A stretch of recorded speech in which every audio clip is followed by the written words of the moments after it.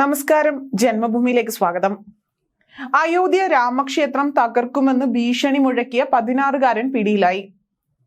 ഫതേർബ police station പരിധിയിലെ ഭാലുവ താക്കിയ ഗ്രാമത്തിൽ നിന്നുള്ള 16-കാരനാണ് രാമക്ഷേത്രം ബോംബ് ഉപയോഗിച്ച് തകർക്കുമെന്ന് ഭീഷണി മുഴക്കിയത്.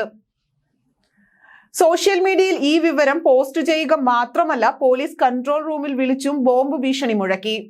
പിന്നാലെ 5 മണിക്കൂറിനുള്ളിൽ സൈബർ സെല്ലിന്റെ സഹായത്തോടെ ഭീഷണി മുഴക്കിയ ആളെ പോലീസ് കണ്ടെത്തി.